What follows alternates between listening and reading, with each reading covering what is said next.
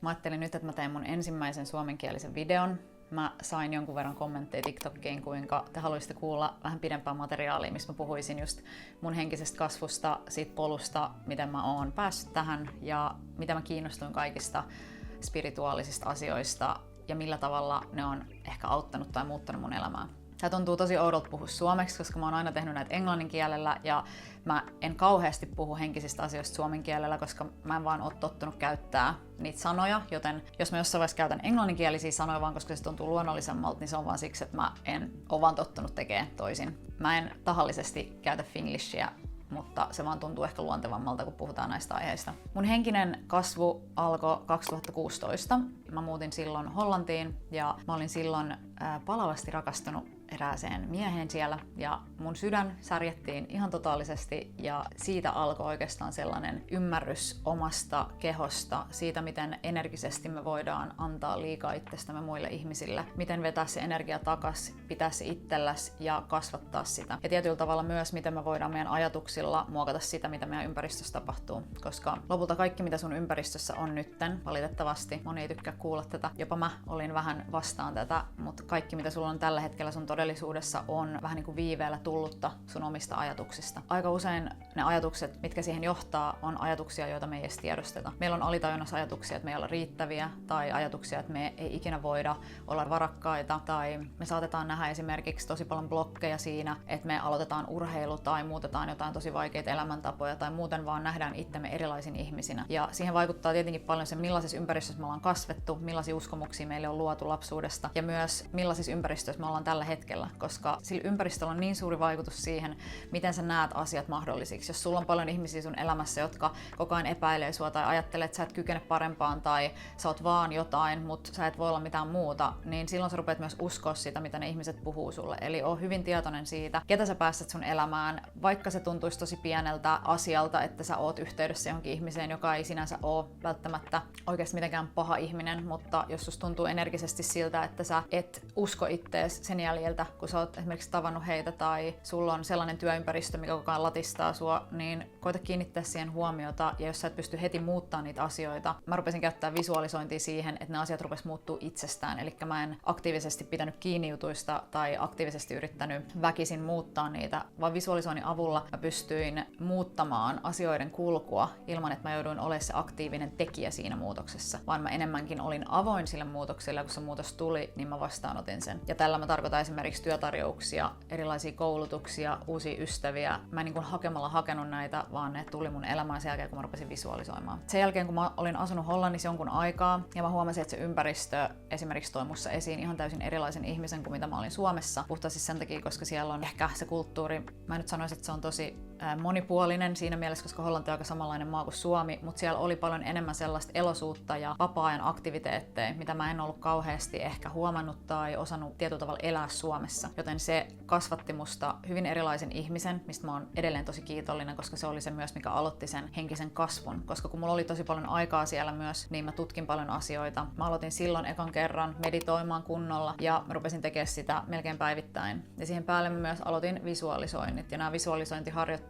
YouTubessa on tosi hyviä videoita. Ne voi olla ohjattuja videoita, jos on helpompi käyttää sellaisia, koska niistä tietenkin kun sua ohjaillaan siihen, niin sun ei tarvitse muuta kuin kuunnella ja kuvitella vaan niitä asioita, mitä siinä videossa tai siinä ääniraidalla puhutaan. Yksi asia, mitä mä myös teen paljon, jos mä oon vaikka lennolla tai jossain sellaisessa, missä mä en pääse katsomaan niitä videoita, niin mulla on joku ääniraita, joku tietty frekvenssi, soiva tällainen hertsiraita, jonka mukana mä sit vaan visualisoin sitä elämää, mitä mä näen itselleni. Ja mä tiedän alkuun, tämä voi tuntua niin pelottavalta, koska se paikka, missä sä oot tällä hetkellä, siitä minkään muun asian näkeminen voi tuntua tosi oudolta, jopa siltä, että miten sä voit edes ajatella näitä asioita, koska eihän nämä oo sun todellisuudessa. Ja saattaa tuntua myös siltä, että sä vähän niin kuin valehtelet itsellesi ja sun keho kokee sen silleen, että tää on niinku valetta ja miksi sä kuvittelet tällaista, koska susta ei oo siihen. Ja tää on ensimmäinen reaktio, mikä tulee. Se on ihan normaali reaktio. Sitä ei pidä vältellä, sitä ei pidä mitenkään sulkea pois, vaan että sä enemmänkin tiedostat sen ja ymmärrät, että nyt alkaa niinku se matka siihen, että sä voit muuttaa sitä. Sen takia, koska meillä on niin monia eri blokkeja, mitä pitää ehkä yksitellenkin jopa lähteä avaamaan ja ymmärtää, että minkä takia ne uskomukset on siellä ja miten niitä voi muuttaa. Mä itse muutin omia uskomuksia muun muassa, niin kuin mä sanoin, meditoinnilla, visualisoinnilla. Sitten mä rupesin tekemään mun aamurutiinilla rutiinin ohella EFT-täppäystä. Sen lisäksi mä aloitin affirmoinnit tai affirmointien sanomisen eka itsekseni vaan ja sen jälkeen peilin edessä. Kun mä katon itseäni, niin se tietyllä tavalla porautuu eri tavalla se affirmaatio mun mieleen, kun mä näen itseni sanovan sen itselleni. Koska silloin kun mä oon käyttänyt affirmaatioita ilman peiliä, niin mun on ollut myös jossain vaiheessa tosi vaikea katsoa itteeni peiliin ja uskoa se, mitä mä kerron itselleni sen takia, koska se tuntui niin epärealistiselta ja niin kuin mä sanoin jo aikaisemmin, niin tietyllä tavalla valheelliselta. Mutta sitten kun sä rupeat keskittyä siihen ja oikeasti tekemään sitä säännöllisesti, niin sun keho rupeaa olemaan erilainen. Se rupeaa tuntua erilaiselta ja ne asiat, mitä sä sanot sille, niin se keho rupeaa tietyllä tavalla ottaa ne vastaan, koska se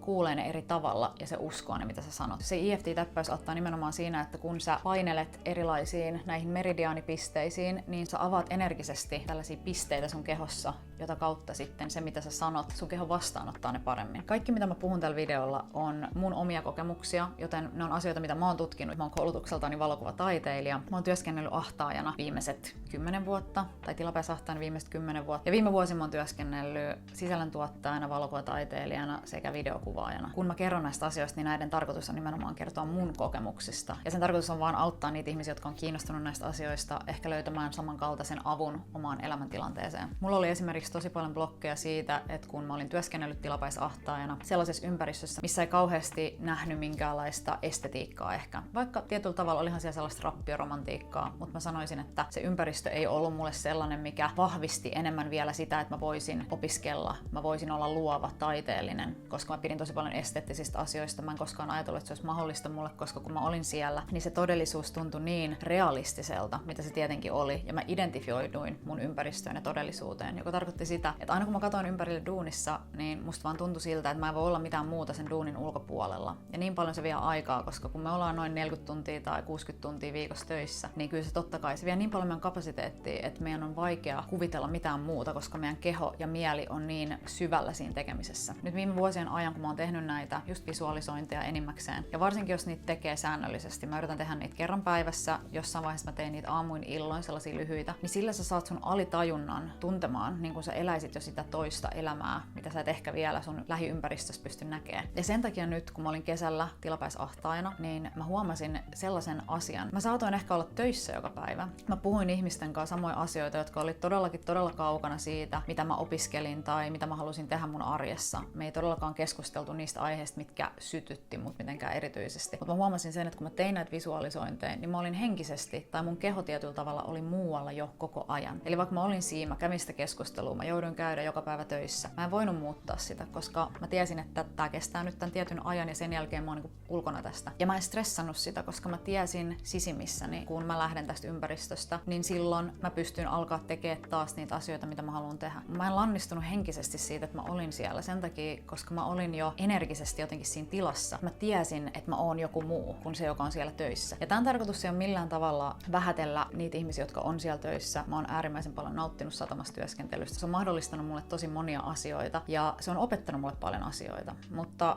silloin, kun mä huomasin, että mä halusin tehdä jotain muuta ja mun kiinnostuksen kohteet ei enää tietyllä tavalla ollut siellä työpaikalla, eikä se työ palvelu mua henkisesti, eikä se antanut mulle sellaisia haasteita, mitä mä olisin toivonut, niin mulla auttoi eniten se, että kun mä visualisoin päivittäin, niin mä olin jo toisessa todellisuudessa, missä mä elin sitä elämää, mitä mä halusin elää. Ja kun mä jatkoin sen tekemistä, niin mua ei enää häirinnyt se 3D-ympäristö, minkä mä näin, vaan mä tiesin, että siellä on se toinen ympäristö, mutta mun pitää olla kärsivällinen ja nähdä, että se tulee mun elämään. Koska kaikki, mitä me visualisoidaan varsinkin, myös muutenkin, kun me ajatellaan asioita ja toistuvasti ajatellaan samoja asioita, niin kaikki tulee viiveellä meidän elämään. Kyllä, joskus me voidaan manifestoida jotain tosi nopeallakin aikataululla, ehkä seuraavan päivänä, mutta varsinkin isoja muutoksia, jos me mietitään vaikka uranvaihtoa tai isojen elämäntapamuutosten tekemistä tai uusien ihmisten tapaamista, niin niissä vaan voi mennä aikaa, kunnes kaikki on energisesti niin sanotusti oikeilla paikoillaan, että me voidaan vastaanottaa ne asiat. Ja tästä esimerkkinä on aika hyvä, että kun mä aloitin valokuvauksen, mä olin muistaakseni 15-16-vuotias. Mä en ikinä ajatellut, enkä visualisoinut sitä, että mä voisin opiskella valokuvausta, mä voisin tienata valokuvauksella, että se voisi olla mun tulonlähde, tai että mä voisin järjestää näyttelyitä. Mä en nähnyt näitä asioita itselleni mahdolliseksi. Mä vaan valokuvasin, mutta mä en ikinä antanut itselleni lupaa tietyllä tavalla unelmoida niistä muista asioista, mitä myös liittyi siihen valokuvaukseen, koska mä en uskonut itteeni tarpeeksi, että mä voisin saada niitä asioita. Ja mulla meni rehellisesti oikein ennätysaika siinä, että näin kävi, koska mun unelmanäyttely, jonka mä pidin, oli nytten vuonna 2024 tammikuussa. Ja mä aloitin tosiaan valokuvauksen, mä sanoisin noin 20 vuotta sitten.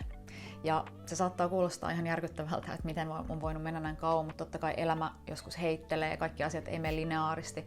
Voi olla silleen, että sä oot uskonut itteesi jonkun aikaa, sit jotain sattuu ja tulee sun elämään ja vie sulla jonnekin muualle. Silloin kun mä en uskonut vielä ihan siihen, että musta tulee valokuvaa tai että mä voin tehdä sitä täyspäiväisesti tai että mä oon tarpeeksi hyvä tekemään sitä, että mulla olisi tarpeeksi luovia, uniikkeja ideoita sen tekemiseen, sellaiseen uraan, niin mä aina ajattelin, että jos mä sijoitan kakkossuunnitelmaan, niin silloin mä oon turvassa, koska silloin mä voin aina ottaa tämän varasuunnitelman käyttöön. Mutta mitä mä oikeasti tein, oli se, että mä uskoin siihen, että mä en pysty suoriutumaan tai pääsemään siihen mun lähtökohtaisesti ensimmäiseen suunnitelmaan. Siihen oikeasti unelmaan, mihin mä halusin sitä kohti. Vaikka mä ymmärrän, että se antaa turvaa, että on vaikka joku ekstra kurssi tai joku toinen koulutus tai on se päivätyö tai mikä ikinä se on sulle, joka tuo turvaa siinä, että sä voit tehdä muita asioita. Totta kai me kaikki tarvitaan erilaisia asioita. Mulla se oli ahtaus. Mä aloitin ahtauksen silloin 10 vuotta sitten. Ja mulle se toimi tosi hyvänä sellaisena tasapainona, tai tietyllä tavalla se toi tasapainoa, koska se muistutti mua mun juurista, mutta myös se antoi mulle taloudellista tasapainoa, jolloin se luovuus ja muu niin kuin luovuuteen liittyvä, mitä mä tein, niin se ei tuntunut niin pelottavalta. Vaikka totta kai pelottavalta tuntui se, että mä tein jotain täysin erilaista, missä mä en kokenut olevani hyvä, mutta mä silti uskon, että taloudellinen stressi on paljon pahempaa ja se voi viedä sulta oikeasti sen energian, mitä sä haluaisit sijoittaa siihen luovuuteen. Nyt näin 4 vuotta myöhemmin, niin mä sanoisin, että viimeiset muutama vuosi on ollut kaikista vahvimpia mulle manifestoinnissa. Sen takia, koska kun mä oon vuosia työstänyt niin kun oman arvon tunnetta, miten mä näen itteni suhteessa tähän ympäristöön ja miten mä näen itteni tulevaisuudessa, on muuttunut niin suuresti, enkä mä pelkää enää samalla tavalla sitä, ettenkö mä sais niitä asioita, mitä mä haluan mun elämään, vaan mä ymmärrän, että ne on ihan yhtä lailla mulle saatavilla niin kuin ne on sullekin. Mutta meidän pitää vaan lähtökohtaisesti ensin uskoa siihen, että me voidaan saada niitä, koska jos me ei uskota sitä, niin se on vähän niin kuin me tehtäisiin työtä, minkä lopputulos me jo tiedetään, että me ei voida saavuttaa sitä. Joten se on äärimmäisen tärkeää eka kultivoittaa ja rakentaa se sun oma itsevarmuus suhun itseesi ja usko myös siihen, että se mitä sä teet, niin sillä on merkitys ja se mitä sä teet on jotain, mitä sä ansaitset saada. Koska jos me ei koeta, että me ansaitaan asioita, niin me usein sabotoidaan ne. Hei, toivottavasti nämä asiat auttoi sua ja mä tosi paljon tykkäisin kuulla, jos teillä on jotain tiettyjä niin kuin tosi spesifejä teemoja. Mä oon ajatellut, että mä tekisin videoita just jostain mun lempisubliminaaleista ja manifestointitekniikoista esimerkiksi. Ja myös ehkä tehdä jonkinlainen tällainen visualisaatiovideo, mitä voi kuunnella esimerkiksi just ennen nukkumaan menoa. Okei, nähdään ensi viikolla.